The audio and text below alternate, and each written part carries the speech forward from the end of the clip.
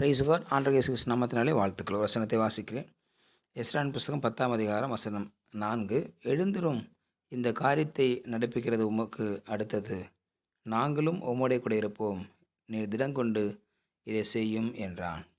இங்கே Ezra Israel மக்களுக்காக அழுது அவர் தேவனுடைய ஆலயத்துக்கு முன்பதாக, தேவனுடைய பிரசனம் முன்பதாக கீழே விழுந்து கிடந்தார்.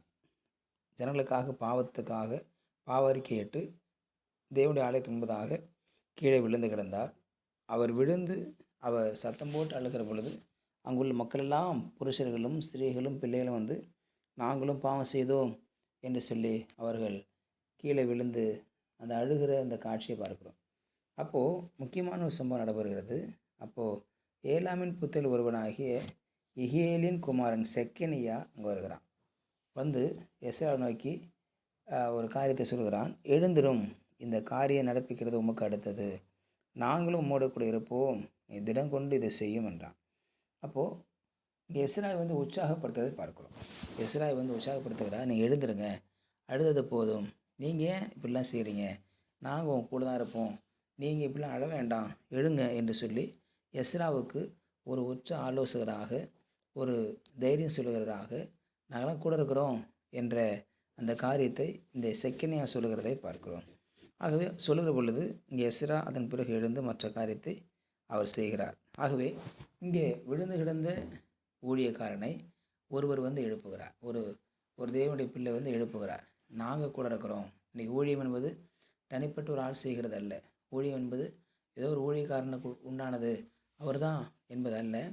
எல்லோரும் இணைந்து ஊழியக்காரன் அழுகிற பொழுது அழுகிறது மாத்திரமல்ல, நாங்களாம் கூட இருக்கிறோம் வாங்க என்று சொல்கிற பொழுது ஊழியக்காரருக்கு ஒரு மிகப்பெரிய தைரியம் வரும். என் கூட ஜனங்க இருக்கிறாங்க, நானும் நான் தனியாக இல்லை என்ற அந்த உணர்வு அவளை விட்டு விலகும் என்று பார்க்கிறோம். இன்றைக்கி அநேக ஊழியக்காரர்கள் ஒரு தனிமையை உணர்கிறத பார்க்கிறோம். விசுவாசியெல்லாம் வருவாங்க, போயிடுவாங்க, விசாரிக்க மாட்டாங்க, எந்த ஒரு நல்லது கெட்டதில் கலந்துக்க மாட்டாங்க. அவன் மாட்டு அவங்களுடைய வேலை முடிஞ்சோன்னு போயிட்டே இருப்பாங்க.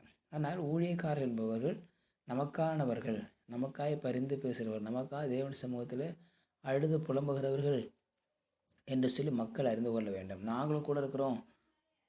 ஊழியக்காரடைய ஆபத்தில் சொல்லணும், நாங்கள் கூட இருக்கிறோம். ஊழியக்காரனுக்கு பிரச்சனை போல சொல்லணும், நாங்கள் கூட இருக்கிறோம்.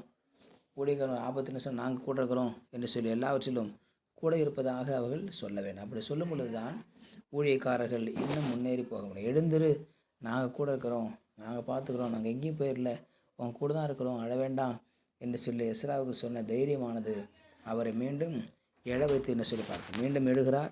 மீண்டும் எழுந்து அவர் தேவனுடைய ஊழியத்தை அவர் சொல்லுகிற தேவனுடைய ஊழியத்தை செய்கிறதுக்கு உற்சாகப்படுத்தியிருக்கிற அந்த சூழலை பார்க்கிறோம். அவர் எழுந்தார், தேவனுடைய ஊழியத்தை மீண்டும் தொடர்ந்து செய்தான்னு பார்க்கிறோம். ஊழியக்காரர்கள் வருகிற பிரச்சனையிலும் சோதனையிலும் போராட்டத்திலும் வியாதியிலும் பலவீனத்திலும் கூட இருந்து நாம் அவர்களை உற்சாகப்படுத்த வேண்டும். கூட இருந்து நாம் சொல்லுகிற வார்த்தையானது அவர்களை இன்னும் பலப்படுத்தும், இன்னும் கொஞ்ச நாட்கள் போக வைக்கும், நடக்க வைக்கும், முன்னேறி செல்ல வைக்கும் என்று பார்க்கும். ஏன்னா அவர்களும் மனிதர்கள் தானே.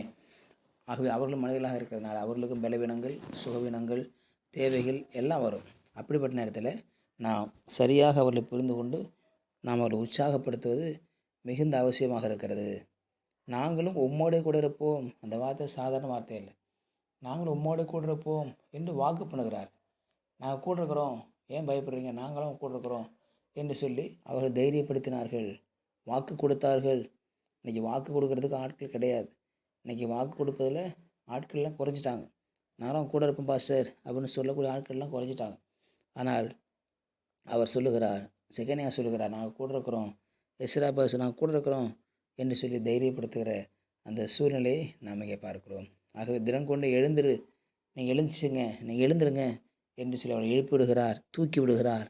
இன்றைக்கி தூக்கி விடுகிற ஆட்கள் தேவை. ஊழியத்தை இன்னும் செய்வதற்காக தூக்கி விடுகிற ஆட்கள் எத்தனையோ ஊழியக்காரங்க வியாதியாக இருக்காங்க, ஆஸ்பத்திரியில் இருக்காங்க. அவங்களாம் பணம் கொடுத்து உதவி செய்ய ஆட்கள் இல்லை. அவர்களாம் அநேகருக்காக ஜெபிச்சிருக்கிறாங்க, அநேகருக்காக கண்ணீர் விட்டுருக்கிறாங்க. இன்றைக்கி அவர்களுக்கு பண உதவி செய்து ஆஸ்பத்திரியில் பணம் கட்டுவதற்கு அநேகர் மிகவும் கஷ்டப்படுற சூழலை நாம் இங்கே பார்க்கிறோம். ஆனால் அவர்களை உற்சாகப்படுத்த வேண்டும் என்பது தேவனுடைய சித்தமாக இருக்கிறது. ஆகவே ஊழியக்காரர்களை தாங்குவோம், ஜெபிப்போம், பொருளாதாரத்தில் அவர்களுக்கு கொடுப்போம். கர்த்தர் நம்மையும் குடும்பத்தையும் ஆசிரியை பாய்ச்சிக்கலாம். பசுப்பித நாளுக்கு ஸ்தோத்திரம். கேட்ட வார்த்தைக்கு நன்றி ஆண்டவரே. எஸ்ராவை செக்கினியா தூக்கி எழுந்திருங்க என்று உற்சாகப்படுத்தினது போல நாங்களும் அநேக ஊழியக்காரர்களை எழுப்ப உதவி செய்ய தாங்க கத்திருக்கிறதாங்க உங்களுடைய கருத்தாழ்த்தப்படும் இயேசு நாமத்தில் பிதாவே. ஆமேன் ஆமேன். You will be succeeded.